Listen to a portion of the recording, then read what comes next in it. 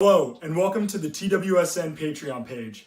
Here we will provide you with the sports betting tips, picks, and information in order for you to become a successful gambler. We have 5 packages that I think really do an incredible job of providing the information tailored to you, what you want, and what your sports betting needs are. For more information, reach out to the TWSN team, but we have a ton of stuff coming your way. Content from fantasy football, sports betting for UFC, NBA, NHL, and of course, the NFL. We are so excited to be able to bring this service to you, and let us know if there's any more information you need. Get up, let me begin. This is TWSN. You ain't heard about us yet, well you better know now because it's the place that it all goes down on. Welcome to Off the Top Rope, TWSN's official professional wrestling show. I am your host, Justin Lacertosa, here with my co-host, Matt Blaustein. Matt, how are you doing today on our debut? I'm doing very well, Justin. I'm ready and very willing and ready to start this podcast. So let's get it going.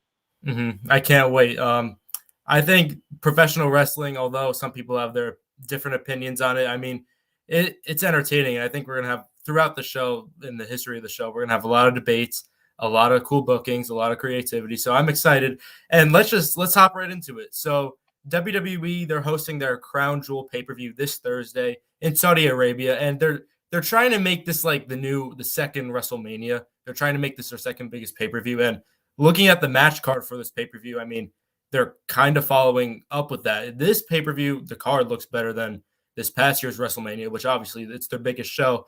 But we're going to preview the card. We're going to go through our predictions, maybe give a few booking predictions or booking fantasy booking picks. So let's start with Mansoor versus Mustafa Ali towards the bottom of the card. Let's work our way up towards the top. Matt, what are your predictions for this match? Do you have any bookings? What do you think? So this is the one match where I'm kind of befuddled as why they had it happen. As you know, people who've been watching the show recently know, WWE is very pressed for tag teams at this point, and Mansoor and Mustafa Ali had ended a rivalry and joined together in a tag team and seemed to be gaining a little bit of steam. As a note, they were actually drafted together to the same brand. It kind of baffles me that they have them doing this this match at all, but it's going to go along with the whole idea of Mansoor always wins in Saudi Arabia, considering the fact that Mansoor is one of the only Saudi Arabian talents on the roster. He actually might be the only Saudi Arabian talent on the roster. And in the past, I think 3 years, every single time they've gone to Saudi Arabia, they've had him win. He won a battle royal one year. He won, I believe he won a tag match last year. I'm not 100% sure. But just judging by it, not going to go too in depth with it, but if we're talking about the idea that Mansoor is Saudi Arabian and Mustafa Ali is Pakistani in heritage, and just judging by, you know, how Saudi Arabia, you know, is kind of having things go over where they want, you know, obviously the Saudi Arabian guy to go over, I think Mansoor has to win this one.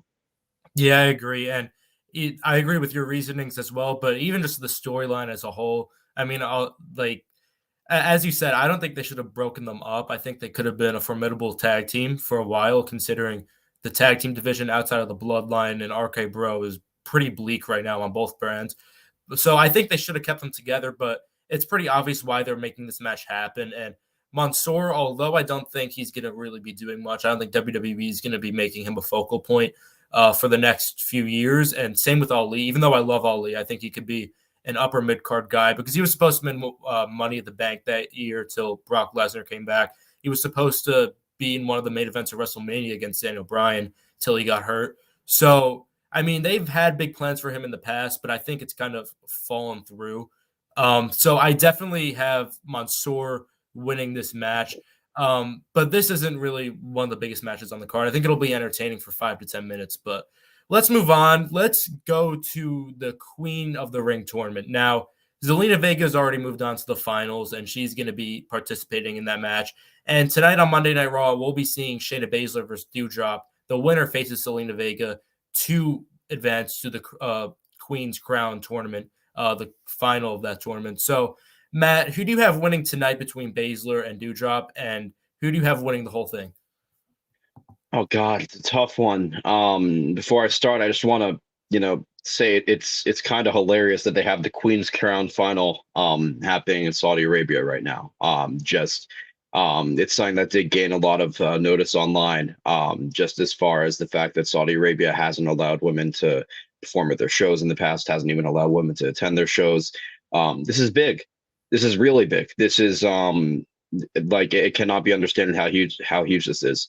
But if we're looking at the Queen's Crown and the King of the Ring, which we're going to talk about later, and we have Zelina Vega already winning as Doudrop and Shayna Baszler. Seeing that Zelina is a tweener, I'm inclined to say Doudrop wins and then goes on to the final. But just judging by how WWE is structured right now and how they really seem intent on pushing Shayna Baszler, which I absolutely think is the right decision because she needs to get the spotlight back on her again, especially since outside of the Horsewoman, there's not really that next person besides Belair that's in the singles scene. I think for me, I want to see Shayna Baszler win this match tonight and then see her destroy Zelina Vega at Crown Jewel. However, I'm just inclined because of the whole face heel lineup that Doudrop's going to win. But I do think Zelina Vega, if she's against Doudrop, she's going to win. If she's against Shayna Baszler is going to destroy her. So, yeah, this is really tough for me. Honestly, this is one of the hardest things to predict on the whole card because, I mean, I don't think Zelina Vega's winning no matter who she goes up against. But at the same time, I don't know who's winning between Doudrop and Shayna Baszler tonight. And I think the winner of that wins the tournament. I think they're trying to push Doudrop a little bit, but I don't think they're going to try and make her a women's champion or anything like that. I think Shayna Baszler is probably going to win, but I think it's a little bit tough because, I mean, they broke up that tag team with her and Nia Jax, which, I mean, we talked about how bleak the men's tag team division is. And there's only one women's tag team right now in WWE. They're barely and they're the tag team champions. So I think something else sorry to interrupt you, but before you continue your analysis of the piece, it baffles me a little bit about all these booking decisions where you have the organic winner already in Liv Morgan, who it's someone that you guys that like WWE had seen so keen on pushing, and she got in the crowd behind her, only to take her out in the first round due to a fluke win by Carmella, and then keep that feud going, which no one's really interested in. This was your opportunity to make a new star in Liv Morgan, and I am incredibly disappointed that it didn't bite the bullet on that. But for this tournament, I mean, I'm going to be honest, I don't really know who's going to come out looking better. I think something very quickly is just the fact that if you do see in the times that they have given the women as far as compared to the men in the King of the Ring, I'm pretty sure all of the first round matches combined were shorter than one of the first round matches for the King of the Ring. Like they totaled in at under 8 minutes. Like each match was about 1 minute and 30 seconds apiece. It's a huge problem, and you're not going to generate hype that way. Like that's why it is so tough for you and I to predict this, because they kind of have abandoned that whole tournament and like have not been booking it well. Yeah, I completely agree, and especially on the Liv Morgan part, because as you were saying earlier, outside of the Horsewomen and Bianca Belair, they're really struggling to create stars. And I think this is going to be huge for Shayna Baszler if she wins, or Doudrop, even though I'm not really high on Doudrop. That's still creating a new star if she wins. But I think Shayna Baszler is going to win this, and I think they're going to try and make a star out of her. Personally, I mean, I'm going to go back to Liv Morgan again. I think she should have won, and I think they should have had her kind of have a slow build towards around WrestleMania to go against someone like Charlotte or Becky Lynch for the title and eventually win it. I think that would have been the way to go, but obviously they didn't. I think they'll give it to Shayna Baszler. I think down the line she'll become a women's champion, I hope, because she could really be the female Brock Lesnar, which obviously that's a huge compliment. But I think she wins the tournament, and I hope she does. I think she's the only formidable winner left. But now let's move on to the King of the Ring tournament, a tournament that used to be so prestigious, so important, but now, I mean, I had hope for this year that they were going to make it more relevant, but they clearly aren't, I don't think. Finn Balor's already advanced to the final in Saudi Arabia, and it'll either be Jinder Mahal or Xavier Woods advancing to face him. They'll be facing off tonight. So, Matt, who do you think wins between Jinder and Xavier Woods, and who do you think wins the whole tournament? See, this one hurts because I already know who's going to win tonight, because just if you look at Finn Balor, who is the babyface, like biggest babyface in the company right now, or at least one of them, it becomes impossible for Xavier to go up against him. And the thing is that it's been like wanted for a while for the company to push Xavier and to have him get something due to the fact that both of his tag team partners have been WWE champions. His current tag team partner is the WWE champion at the moment. It just, once again, it's another decision that baffles me, especially since you did have the opportunity to do Kofi Kingston versus Xavier Woods, and you would have likely seen something where it would have been an emotional moment and allowed Kofi would have likely allowed Xavier to move on. I'm pulling for Woods. I mean, I know the likely pick is Mahal here, but I'm pulling for Woods just because he needs something. Like the way that they did the draft this year, where they split up the New Day from Big E again. Kofi's got his own achievements. Kofi's got his own accolades. Like, has Xavier ever held a singles title in WWE? No. I don't think he has. And he's easily, in my opinion, as far as him and Kofi, he is the more charismatic one of the two, even though Kofi is amazing in his own right. And for me, I would love to see Xavier win this match and move on to the finals. But in all honesty, looking at this practically, it's going to likely be Jinder Mahal winning, moving on to face Finn Balor, and Finn Balor will win in Saudi Arabia and get that big baby face pop. Yeah, I have a different route. I think Mahal wins tonight, which again, I don't think that's the right choice. I think if given the opportunity, Xavier Woods within the next 1 to 2 years, if he gets a mid-card push at least, down the line he could be a main eventer, sort of similar how Big E got a push last year as Intercontinental Champion, then won Money in the Bank, now is one of the faces of the company. But they're not going to have him win, and I'm really so annoyed that they didn't have Kofi versus Xavier in some facet. Either make the tournament bigger and make them have a second-round matchup at least, or just have them have Kofi beat Jinder, which, I mean, I know they want a heel to win, which is why I think Jinder will win the tournament, but it's such messy booking. At least do it on the other side of the bracket. But I think Jinder wins tonight, and I think he goes up against Finn Balor at Crown Jewel, and I think he wins. I think they'll have him doing some heel tactics to get the win.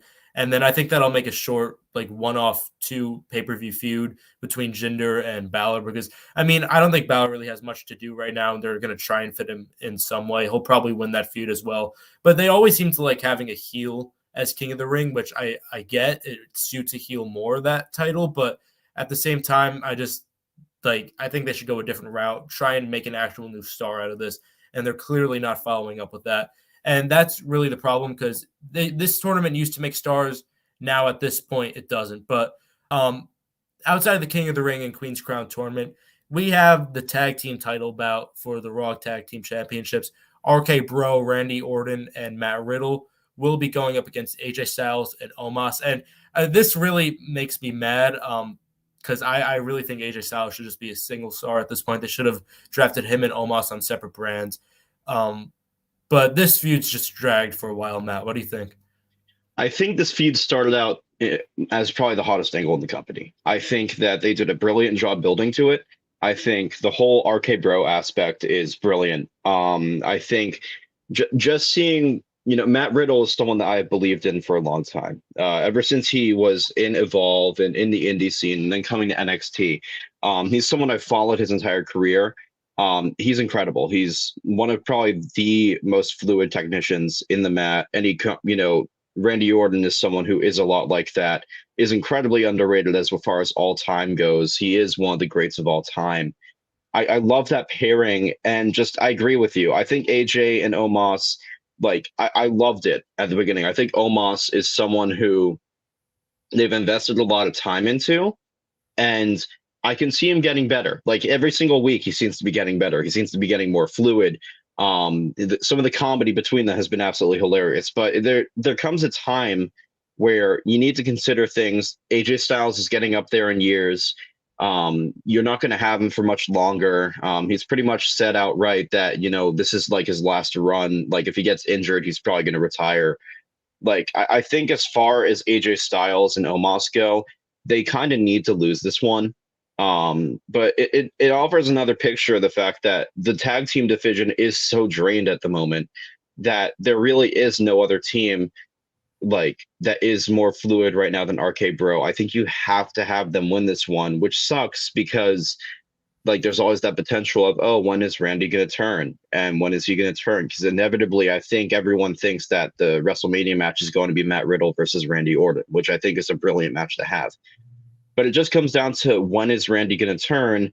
But at the moment, I think Randy and Matt Riddle are going to stay together. I think they're going to win this one, and I think they're going to move on. Yeah, they're definitely winning this match. This is one of the most predictable matches on the entire card, if not the most predictable one. And with AJ Styles and Omos, listen, I'm not completely sure when AJ Styles' contract expires, but if it expires anytime soon, I think he's headed over to AEW on this path because they've wasted an entire year of his career. He was in the mid card for a while, and then he got with Omos in the tag team division. That's mainly because, he was supposed to have that match against Triple H. That's something that he wanted, but obviously Triple H wasn't up for that. So they kind of had to restructure it because AJ Styles was left off the card of WrestleMania. So they put him with Omos. And for a while it did work, but now it's clearly not working. And I heard that they drafted them together because they don't think Omos is ready for a singles role, which I agree with. Even though he is getting better, he's not ready just yet. Give him another year, he probably will be. But either you just pair him with someone else or you send him down to NXT. I think that would have been a much better option. Then you get the most out of AJ Styles' last few years in his prime. You could give him another title run, which I think they should, not something long, but a few months, like 2-3 months. I would love to see that. I would love to see a feud against Edge, but I don't really think much of that's going to happen. And all in all, with RK Bro, this is, I think, the best tag team in WWE right now. And eventually Randy Orton will most likely turn on Matt Riddle, and that'll be an amazing moment for the sport. But they're definitely winning this match, and I'm interested to see what they do next. Hopefully AJ Styles at the end of the match, he gets annoyed at Omos. He tries to attack him or something, which obviously wouldn't go the right way. Maybe have a little one-off feud with them and then move AJ Styles elsewhere. But yeah, it's really just dragged this tag team, and I want to see Styles go on another singles run. But now we're getting towards the top of the card, the big matches. Let's start with Seth Rollins versus Edge in a Hell in a Cell. I think this feud. Obviously the matches have been amazing. It's a dream match, and we saw it twice. They delivered both times. But this feud, I think it's probably been the best feud all year for WWE. And I'm really excited to see it, especially in a Hell in a Cell. Matt, what do you think? Who wins the third match?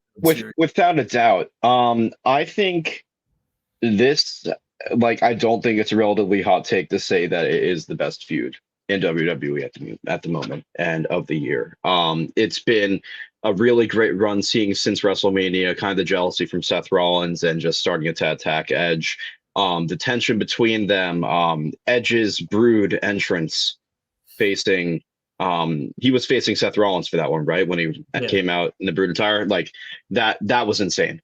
I'm loving all these references to the past. I'm loving the past, relationship with, Rollins threatening to break Edge's neck. I think that it's incredible. I'm loving Seth Rollins' character right now. I think Seth Rollins' character is probably one of the most, if not the most entertaining characters on WWE TV right now. With all that being said, I do see, as far as future booking wise, if you look at the top of the card and you look at who is being heated up right now, just because I don't have that note on me, what brand was Rollins drafted to? Was he SmackDown or Raw? He was Raw. So you have Big E, who is going to likely, we're going to talk about it later, but it's Big E, Drew McIntyre. I think Seth Rollins is going to be that next challenger to Big E. They have history. I think that's the easiest way to go. Seth Rollins can easily say something like, I nearly stopped you climbing up that Money in the Bank ladder. I want a match for the championship right now. I think Seth Rollins has to win this one just because to continue his heat, I think he has to win it. I think he needs to go on to Raw. I think he needs to walk out the episode after Crown Jewel and confront Big E. I think that's the next feud. That's the money feud. And if you're talking about a feud that you want to go into either Survivor Series with, I think that's the feud you want to go with. So I'm going to choose Seth Rollins here, although Edge winning would not really hurt Rollins, just seeing that he's an all-time legend. Yeah, I have Edge winning this one. I think it's just too good to be true because, I mean, looking at the storyline, obviously, as we both said, this is the best storyline in WWE right now. And in the entire year, it's the best storyline. And it really just goes back so far with, again, Rollins threatening to break Edge's neck back in 2014. And it goes back so far. And I could see either one of them winning, but I'm going to go with Edge because I just think it's too good to be true. The storyline's dated back for 7 years. All this jealousy between Rollins going to Edge and Rollins breaking into his house. I think they're going to have Edge look relentless in this match. They're going to have him look like not a heel, but they're going to have him look like, oh, I don't care what I do to him. I don't care if I kill him, kind of a reference towards what Goldberg's doing with Lashley. I'm going to try and win this match. And I think that's the route they're going to go down. As for Rollins and Big E, I would love to see that. I heard someone say that could be the WWE title match at WrestleMania next year, which I would love to see.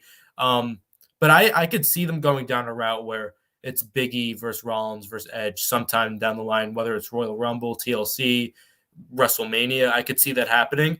And then you sort of tie in this feud without having the fourth singles match. Because although they are two of the best to ever do it in the ring, 4 matches, that's a little too far. And this feud's kind of ending off perfectly. So to tie them in with a world title feud as well and another guy in there, I think that's the perfect way to do it.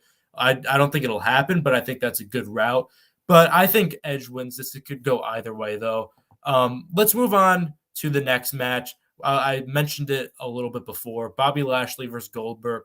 No holds barred. A lot of people are like, oh, Goldberg's back. Oh, I don't like this. And people are knocking the feud, but I don't think it's been too bad of a feud. Sure, there's a few things they could have done better, but I don't think it's been too bad. Matt, what do you think? The feud hasn't been awful. It just baffles me that, like, as much as, I'm sure Bill Goldberg is, a great guy and he's loved backstage, and like, you're never going to hear a wrestler talk badly about him as a person. Like, it seems that he's like a really good guy to have backstage. He gives a lot of good advice to some of the bigger guys, some of the hosses, if you will, who are in the locker room. But there comes a time and a place where you're kind of squandering, the guys you already have by bringing in the part-timers and by having them so high up on the card. Like, obviously, if Goldberg's going to be there, he's going to be in a high-profile match. But when you have Bobby Lashley, who just came off of a huge, amazing run as WWE champion, one of the best runs I think I've seen in recent memory, it kind of just baffles me that they're going to have him go up against Goldberg again, especially when the other match they had was not really well received. I think for this match, Bobby Lashley has to win.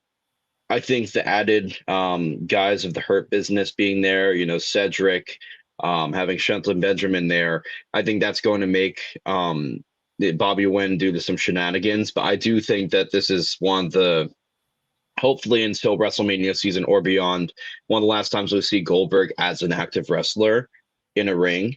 If he's a referee, that's not a big deal. But to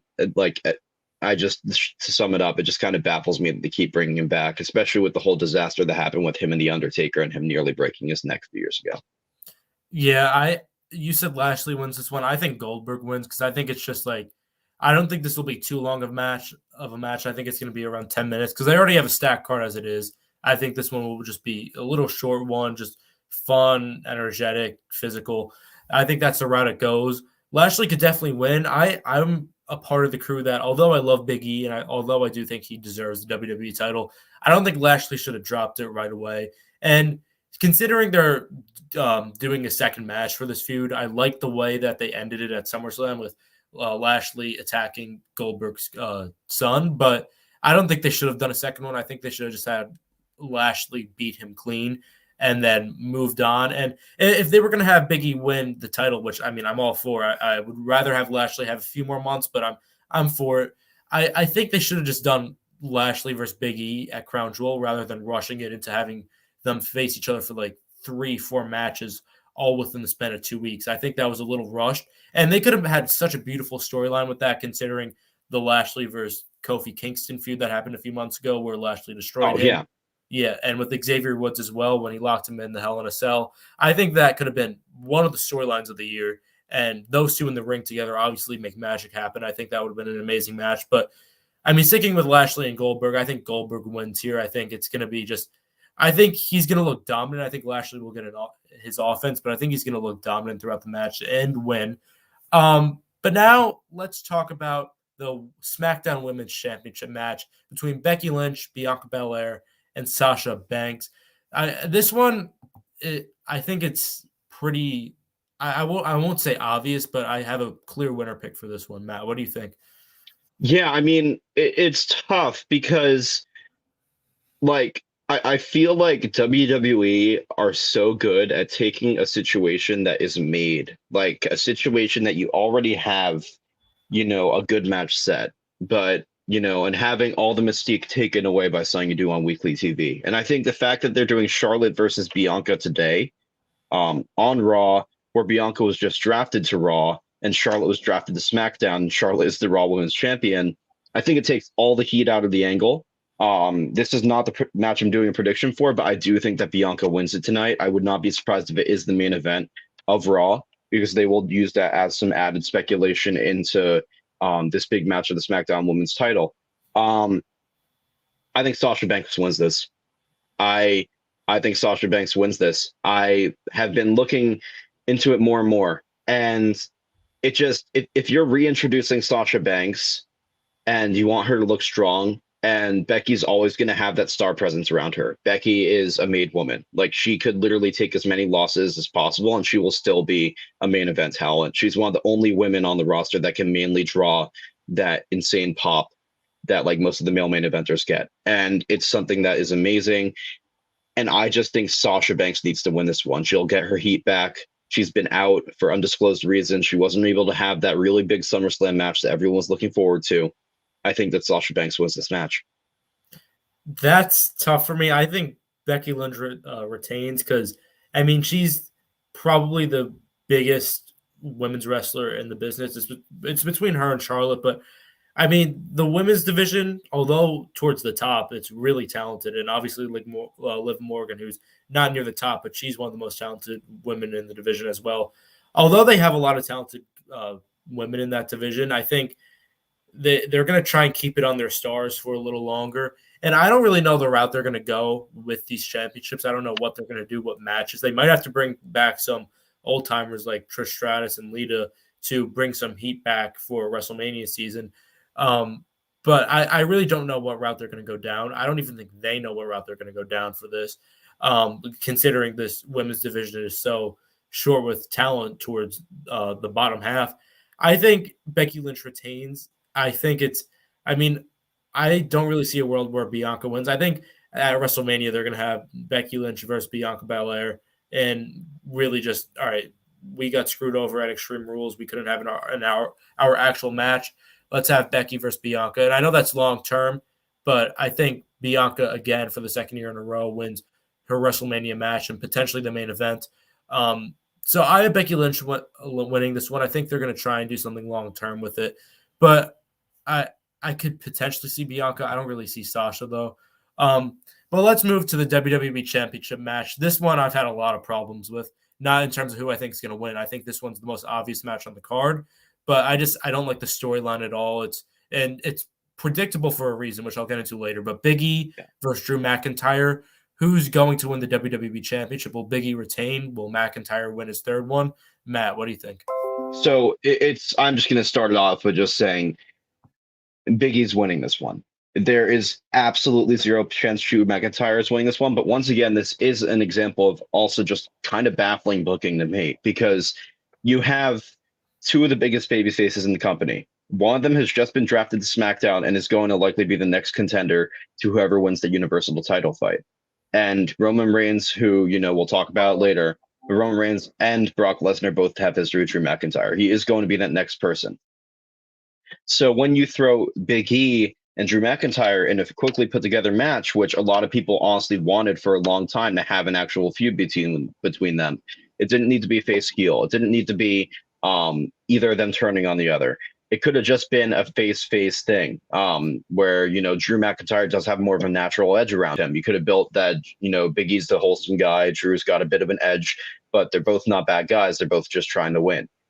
When you do the whole can they coexist angle and do that over and over for weeks and put them in tag matches over and over and over, it destroys every single aspect of having a good match. Like there's no passion from the fans anymore or interest into them seeing who wins this match anymore. And I think it's just because everyone knows that Big E's going to win because Big E's the one who's on Raw still, and the Universal title is going to stay on SmackDown regardless. I think Drew McIntyre's chances of winning are less than zero at this point. So that's my prediction. Yeah, I completely agree.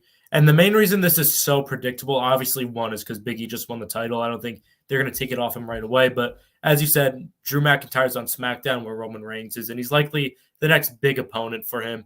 And really, it's just, I mean, as you said, the booking for this match has been horrendous. Can they coexist? Can they be a tag team? No, they're the people are going to be fighting in one of the main events at one of your biggest pay-per-views. So I don't think, I mean, obviously they're not going to be able to coexist. That should just be an obvious assumption. I think they should have just done something where they have somewhat of mutual respect towards each other, but at the same time, they both want the title. And it's really hard to book around this feud because they're both faces. And obviously, I think you can get face versus face feuds done really well. Like, for example, John Cena versus Daniel Bryan back in the day. That was one of the best face versus face feuds in recent memory. I think you can get them done, but Big E doesn't have heat with Drew McIntyre. Drew McIntyre doesn't have heat with Big E. So it's really hard, but I think it's going to be a great match, and I'm glad they're doing it. It's just Drew's on SmackDown. It really makes no sense to me why they would do this. Just have AJ Styles, the guy that I was talking about earlier, have him or just anyone else really. But Big E's definitely winning this one. And now to the main event. Roman Reigns defending his Universal Championship against Brock Lesnar. Roman Reigns is having one of the best peaks in wrestling history, I believe. He's the one that's really carrying the entire company on his back. Brock Lesnar, everyone knows the name, whether you're a wrestling fan or not. He's one of the biggest names in the sport. Who do you have winning? A lot of people think this is obvious, but I don't. Who do you think will win?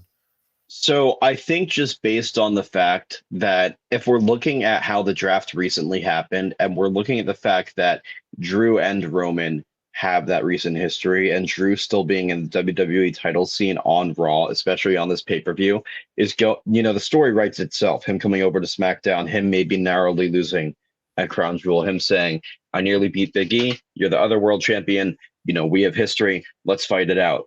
I think Roman wins this one, and I think you're absolutely right. I think Roman Reigns is the best he's ever been right now. I don't think I've ever been invested in a character in WWE like this since Daniel Bryan. I think that this character is perfect for him.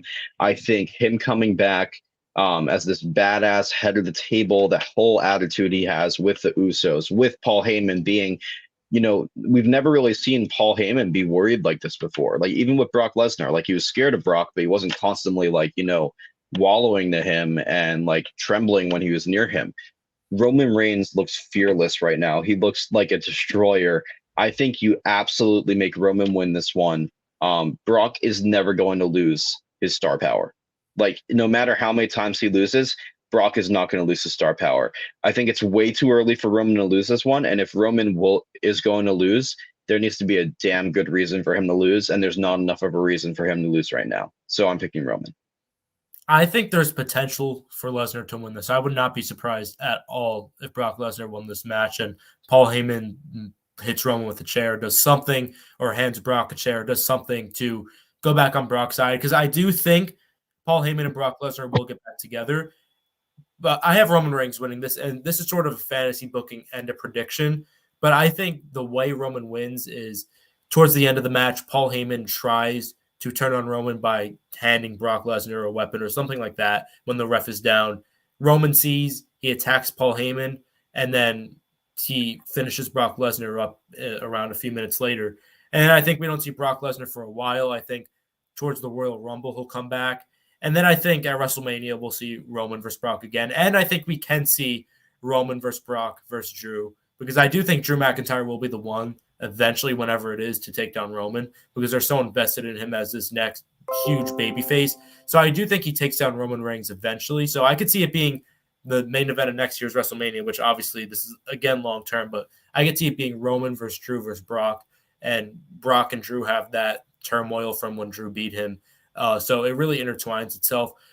But I have Roman winning, and I think he attacks Paul Heyman towards the end of the match. And I think that sets back Paul Heyman with Brock Lesnar, because I think Paul Heyman with Brock Lesnar makes more money for the company than Roman and Paul Heyman. And then I think they're going to do this because I think Paul Heyman turning on Roman Reigns makes Roman even more of a brutal heel. I think that makes him even more relentless, and I think that's what they're going to try and do.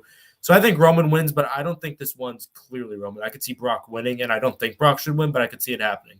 So that's the entire Crown Jewel card. Now let's move on to NXT 2.0. Tommaso Ciampa versus Braun Breaker. Matt, do you want to kick us off with this one? Yeah, for sure. So this is, I have to say, NXT's whole rebrand is something that I've both loved and I've also been slightly confused about. Being shown all this new talent on a weekly basis is amazing, but there's only so much time. There's so much wrestling going on. This is the one aspect where outside of the main event scene, it's a little bit hard for me to stay track because there are at least 10, 20 people being introduced per week, which is not a bad thing per se, but just there's so many new names, so many new faces. There's only so much time people have to absorb wrestling.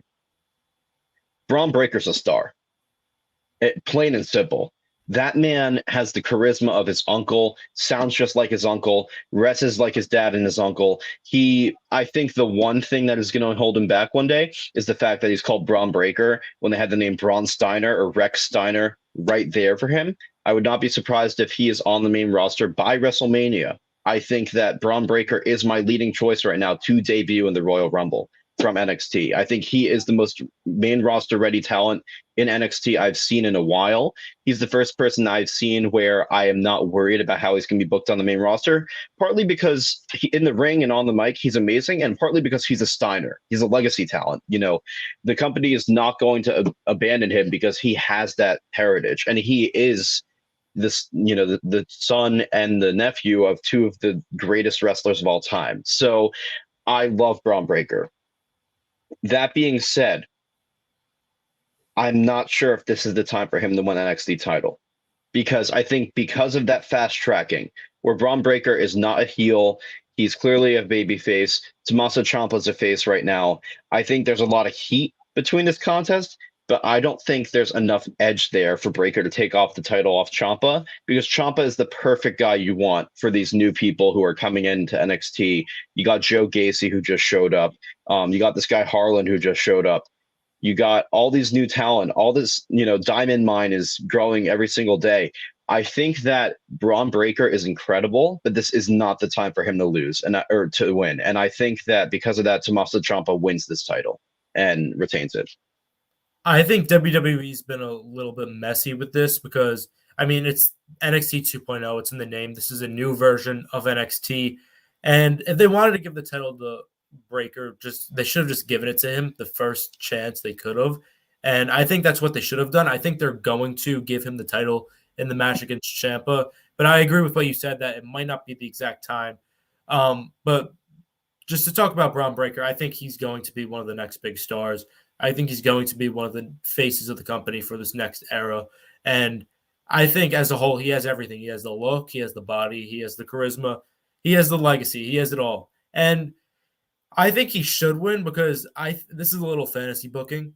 I think Tommaso Ciampa, because looking at how NXT 2.0 is, I think it should go back to how NXT used to be in 2014, 2015, where you'd have guys on the roster for a year or two, do big things down there, win the title, and then go up to the main roster, where a lot of them did get buried. But at the same time, it was guys coming and going. It's new faces every single year. And I think that's what they want to do, and I think that's what they should try to do. And Ciampa's been in NXT for years and years and years. So I think they should have him lose the title, don't show up on NXT again, and then I think he should be one of Roman Reigns' next challengers, not winning the title, obviously. I don't think they should do that, but I think they can make a compelling storyline where Ciampa goes on to SmackDown when Roman's not with Paul Heyman. He wants a match, one of his first matches for the Universal title. Reigns is like, you've done nothing to prove you're worthy of me. A storyline around that, I think it can make something compelling for a TLC feud or something for the Royal Rumble. I would really like that. I think that's one of my matches on my wish list, although I don't think it'll happen. I think you can make something really compelling out of that. And I think with SmackDown now, their new roster kind of looks a little bleak in terms of depth. They have Drew McIntyre, who's going to get his shot. They have Jeff Hardy, who I think they will give a shot to. I think they'll finally push Jeff Hardy again.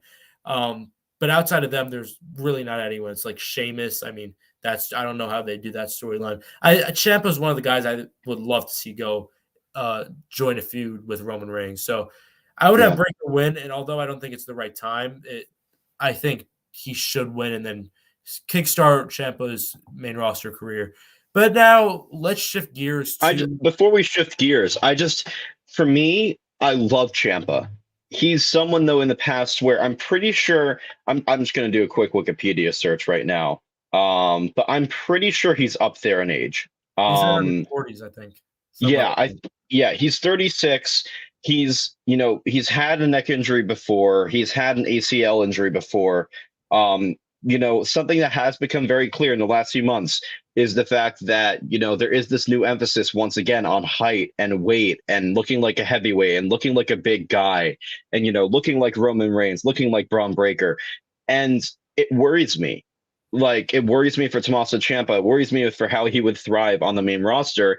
And with a guy like, Johnny Gargano, who is his old tag team partner, who all signs seem to be pointing to him leaving the company once his contract is up. I think that Ciampa is going to stay in NXT. I don't see him ever moving up to the main roster, and I see him doing kind of what Adam Cole did and just letting his contract run out, and then just go to a more certain place like AEW or even Japan if he wants to. I think that the main roster is not the place for him. So that's my only counter to the idea of Braun Breaker winning. Oh, yeah. No, I don't think they're going to do that. I don't think they're going to bring Ciampa on the main roster, but I think they could kind of have a thing where kind of similar to what they did when they called Finn Balor back up, who's another guy who I think down the line will leave the company, but that's a different story. I think they could do something like that, and although he wouldn't win the title right away, I think it's a good kickstart to his career on the main roster, and obviously the injury problems are there, but at the same time, they're still there in NXT as well, and I think that's a good kickstart. I think down the line, he could be a world champion, but I mean, WWE's not going to do that because looking at his size, I mean, he's not the prototypical guy that wins the titles, and there's very few small guys that we see go that far. The only guys are really AJ Styles, who when he joined the company was already known as the top guy outside of WWE, Daniel Bryan, Rey Mysterio. There's very few guys who get that. So I don't think if he was called up to the main roster, I don't think they do much with him. But I think from a booking perspective, if they did it right, they could nail it. And I would love to see Ciampa on the main roster, even though I think he leaves down the line. But let's shift gears to All Elite Wrestling. Completely different from WWE, obviously. So let's talk about the number one contender prediction tournament first. Matt, what do you think about this? What are your predictions for the finals? Who do you think wins? Yeah, so I love this tournament. I love this idea. I love the continued emphasis on the AEW title. I think that the story of we're going to get to it in a bit, obviously, after this topic of Hangman Page over the last year is one of, in my opinion, is the story of the year in professional wrestling. I think Roman Reigns in WWE has been compelling, but Adam Page has had the best story arc in all of wrestling this year. So for them to set up a number one contender after this very heavily anticipated match between him and Kenny Omega is a great idea. Looking at some of the names in the tournament, I think some of the names, it's pretty known that they're not going to go all the way. Like Dustin Rhodes is in there. But, I can't wait to see what he does with Bryan Danielson soon. I think the finals write themselves. I think it is going to be Jon Moxley and Bryan Danielson.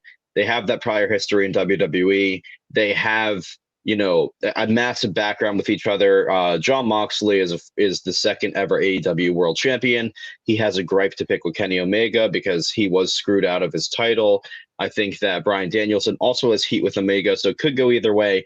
However, I think due to the fact that we're not going to talk about the main event right now for Full Gear, but looking at the most likely challengers next to whoever wins that match, I think that Bryan Danielson wins this one. I think that Jon Moxley is someone who is not going to be hurt by a loss like this. Bryan Danielson is too over with the crowd to lose in a match like that. I think this tournament is literally made for Bryan Danielson to show off every single week what he can do in that ring and how amazing he is. I think he wins it, and I think Moxley turns heel right after and ends up screwing him in whatever that match he wins is. Yeah, I agree. It's gonna be Moxley versus Danielson, and that's kind of evident at this point. They're the two of the biggest names in the entire company, and it's honestly, I keep going back and forth on who I think would win that between Moxley and Danielson.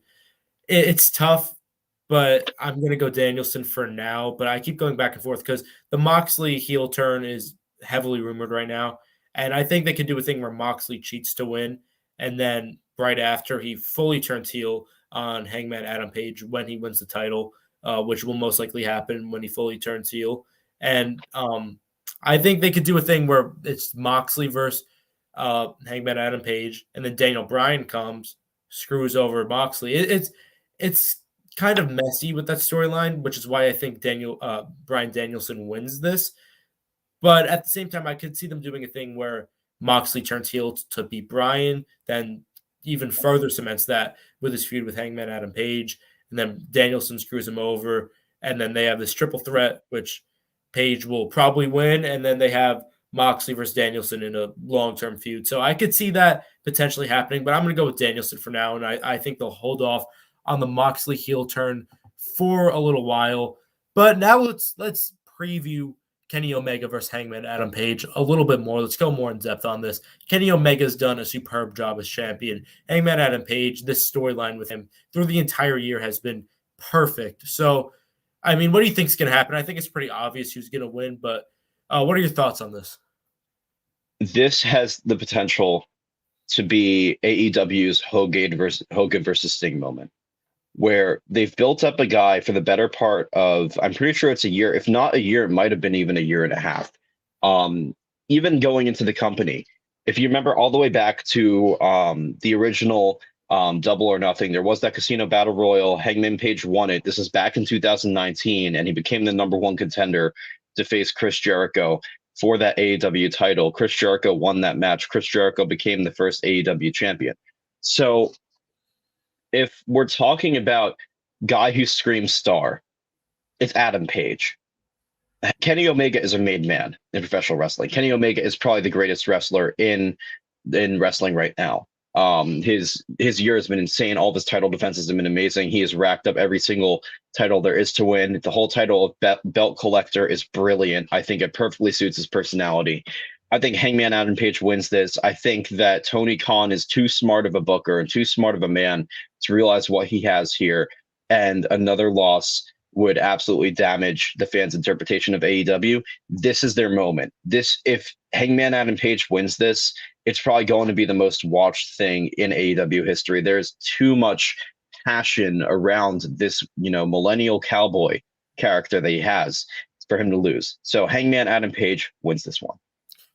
Yeah, it's pretty obvious that Hangman Adam Page will win. But even though it is obvious, it's still going to be something that's very compelling, something that's very over with the crowd, even though we all know he's going to win. And it's the thing that I like more about AEW than WWE is that they actually stick towards long-term storytelling, whereas WWE, it's rare that we see them stick towards a long-term storyline. There's very few instances where they keep it going, and for a while they finally wrap up a feud in sort of a compelling way. Really, the only perfect opportunity they had with it and that they actually pulled off is Daniel Bryan back when the Yes Movement was going on. For that, I'm sorry to interject, but even that was due to fan pressure. They had no intention in pushing him. They had no intention in continuing that story. So it was going to be Orton versus Batista, and then when Punk left, all their plans with CM Punk versus Triple H, that got thrown out the window because Punk wasn't there. So then they had to find something new. Daniel Bryan was over with the crowd. He got the push. That's really the only time, though. I mean, they never stick towards long-term storytelling.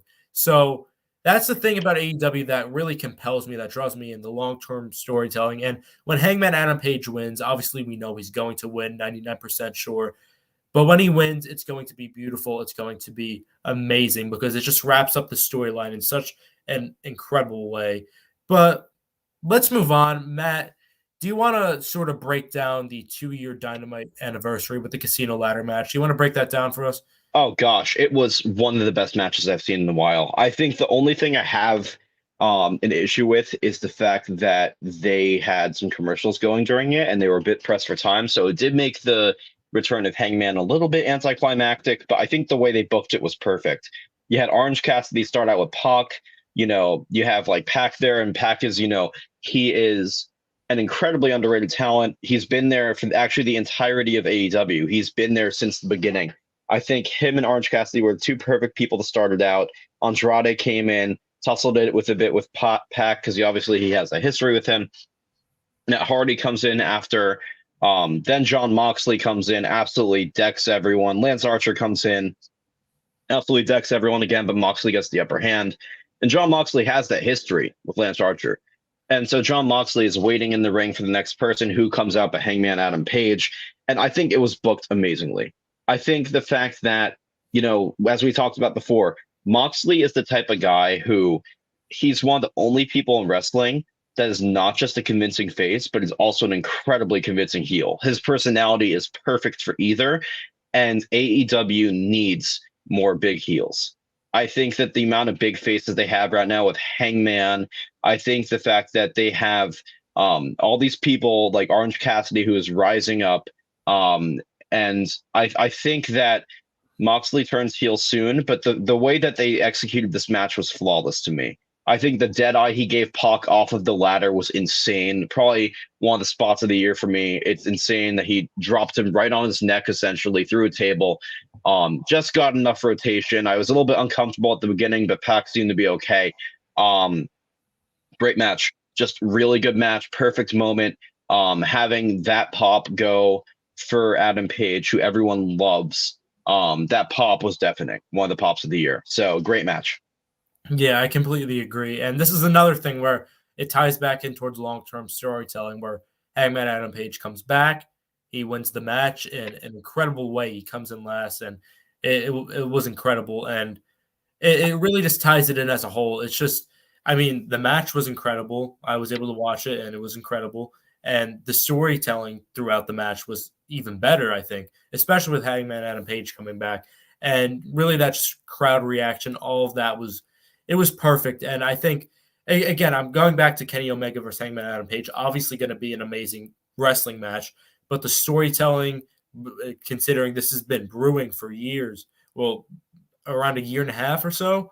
So it's been perfect, and it's going to wrap up perfectly. And this really just cemented it like, oh, okay, he's back, and it's all tying together beautifully. So I really loved it. But now let's shift gears once again to our final topic, Bray Wyatt and Braun Strowman, two guys who were unexpectedly released from WWE this year. Two of the biggest names. Braun Strowman was in a triple threat match for the WWE Championship back in, I believe it was May at WrestleMania Backlash. He was in it 2 weeks before he was released. Yeah. He was released 2 weeks after that. Weeks later, not long after he gets released, after being in one of the biggest feuds and he was probably going to be Lashley's next one-on-one challenger after McIntyre, which was shocking. And then Bray Wyatt. That thing towards the end of WrestleMania towards the beginning of WrestleMania where he was written off TV with the Alexa Bliss thing. We expected to see him come back in some way. No one knew how. It never happened. They just released him. He was the best storyteller in WWE at the time. And they just easily. Yeah. And easily. And I sorry to cut you off, but I think to discuss these two free agents, you have to prioritize, obviously. I'm going to talk about Braun Strowman first because ultimately Bray Wyatt is the one with more speculation. So Braun Strowman is someone who a lot of people have been talking to me about it. I've heard a lot of talk. I've seen a lot of tweets about them wanting him in AEW, but I think AEW is the wrong place for him. I think that he is someone who has thrived, especially during the pandemic era, in having that more close-knit environment, to see him do crazy feats of strength, crazy things in the ring, bowl over people. And if we're looking at the rosters right now, there's a lot of big guys in AEW, but there's not a lot of big guys in Impact. And that's why I think that Braun Strowman, if he lands anywhere, he's going to land very shortly in Impact. They have a lot going on. Josh Alexander is about to fight Christian Cage for that championship at Bound for Glory. Josh Alexander will likely win that match. And then Josh Alexander is going to need that monster challenger. And I would not be surprised if Braun Strowman came in and wrecked everything. So I think Braun Strowman goes to Impact. Yeah, I'm not too much of an Impact guy considering the way it's fallen off in the past few years. But I think it's pretty much inevitable that they're going to get Braun Strowman because they don't really have that big draw right now, really, that draws fans in. They don't have guys like Kenny Omega or Jon Moxley or Bryan Danielson or CM Punk. They don't have guys like Roman Reigns, Randy Orton, Drew McIntyre, Brock Lesnar. They don't have those names. And Braun Strowman, although he's not the caliber of any of those guys, he's not as big of a name as any of those guys. He's the closest thing you could possibly get towards that in the free agent pool because he was one of the most menacing figures in WWE. Like if you weren't a WWE fan, you flip the channel, see what's on, and you see Braun Strowman, that's a face that you remember. So I think that they're going to get him. They're going to go all out to get him. And as for Bray Wyatt, I mean, first of all, for Braun Strowman, I think WWE should just go back and get him. I don't really care about budget cuts. There's so many other guys you could release. Yeah, you have him right there. I mean, he's already said he's willing to go back. Exactly. Like, he even said that, like, when he was released, he said he was shocked because he thought he was going to be a lifer. And everyone else thought he was going to be a lifer. He's shown devotion to this company. They put him in a great spot during the pandemic. They've helped him so much. He's given back to them so much. You know, if they give him an offer, I wouldn't be shocked for him to, you know, take it and come back. There is a space still for that big monster because Omos has kind of fallen flat in that aspect. And they do need that big monster back, and Braun Strowman is perfect for that. Yeah, Braun Strowman was on pace to be the next big show, really, and the next Andre the Giant. Obviously not Andre the Giant caliber in terms of how iconic they are, but he was on pace to being that iconic big man that people look back in 10, 20 years and like, oh, that's Braun Strowman, the guy that's getting inducted into the Hall of Fame. And he was in a bunch of big feuds, potentially a few WrestleMania main events, just a very big upper mid-carder, a guy that's always in the big storylines, whether it's the mid-card or the main card. And I mean, I think WWE should just go back and get him. If it's because of budget cuts, just release some other guys. Obviously, release is hurt, and they would probably have to release someone that has a role in the company, but it's Braun Strowman. And although he didn't get off to a great start in his singles career, towards the past year or so, his last year or so in the company, although he had a Rocky Universal title ring in the pandemic era, I mean, he was looking much improved on the mic as a face, and he's another guy that could play a heel or face well. But as for Bray Wyatt, again, I think WWE should go after him again. I don't think they will. I think he's going to Impact because, I mean, Tony Khan even said he hasn't talked to him. When people asked Tony Khan, oh, are you talking to Daniel Bryan or are you talking to CM Punk when there were rumors of them coming to the company, he never flat out denied it. So he flat out denies Bray Wyatt and him talking. I mean, I think that's kind of a given that as of right now, maybe in the future they'll work towards a deal, but as of right now, I don't think they're anywhere close to it. I think he goes to Impact as well, Bray Wyatt. I think it's just another guy they're going to try and get their hands on. Maybe he goes to like Japan, but I really doubt that. That's so far-fetched, I believe, but there's a small possibility because, again, I don't think WWE gets him back. And if it's not Impact, he's going somewhere like Japan or the Ring of Honor. Yeah. I don't really see. Yeah, But I mean, I agree with your analysis there. I think Bray Wyatt in Japan is honestly a no-go. I don't see it because the way that they emphasize wrestling over there, they emphasize pure wrestling over character work. So that's going to automatically disqualify Bray Wyatt because he's an above-average worker in the ring. Like, I don't think I've ever seen a match of Bray Wyatt that has left me blown away purely by the stuff that's going on in ring instead of the character work that's going on. So I don't think Japan is the place for him. I think Impact is a possibility, but I do think that the thing that is a lot of people are not realizing is the fact that, you know, Bray Wyatt's probably got some money saved up. Remember, he was a WWE champion for a while. He was one of the highest people on the card. He can take his time. He's the type of person who he doesn't even need to come back in the next like 2 to 3 months. He could literally wait it out until after WrestleMania season. I do think at some point he shows up in AEW. I think that there's a lot of stuff where people make jokes about, you know, oh, AEW takes all the ex-WWE guys, but you can't pass up on a talent like Bray Wyatt. Like, he is someone who AEW has incredible in-ring workers, like amazing in-ring workers. They have great storytellers. They have great character work, but why not go out and take one of the guys who's been the most innovative mind in professional wrestling for almost the last decade? Why not go out and go for him? There's so much history he has shared with people in that company already too. He's got Bryan Danielson, he's got Jon Moxley, he's got for lack of a better word, he's got the Dark Order. I've seen people say they want, him to go lead the Dark Order. Dark Order don't need a leader. I don't think he needs to do that. But I think that he ends up in AEW more sooner rather than later. I would not be surprised if he did a short stop in Impact, but if you're Impact and you can make an offer to either Braun Strowman or Bray Wyatt, you go with Braun Strowman because Bray Wyatt will likely ask for more, and Bray Wyatt's going to be harder to position as that big guy, big face of your company. I think Bray Wyatt goes to AEW. Yeah, I think down the line he will be in AEW. I think he goes to Impact for now, but I think that's a short 1-2 year stint until his contract runs out. Then I'll go back to AEW, maybe WWE, which is potentially a possibility.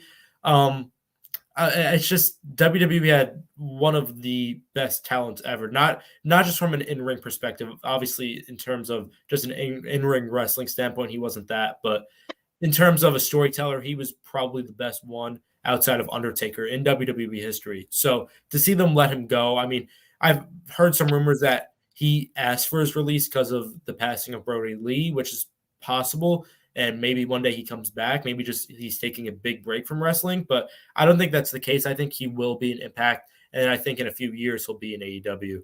But that's going to do it for the first episode of Off the Top Rope for the Right Way Sports Network. Make sure to subscribe, like this show, and stay tuned for more. We have a lot of WWE content and AEW content and overall professional wrestling content coming your way. And we can't wait to be here every Monday night. Follow us on Instagram and Twitter, TWSN2_. But that's going to do it. I had fun on our first episode. Matt, what about you? Loved it. Can't wait for the next one. Yeah. We'll see you guys next Monday. Thank you for tuning in. Peace. Get up, let me begin. This is TWSN. You ain't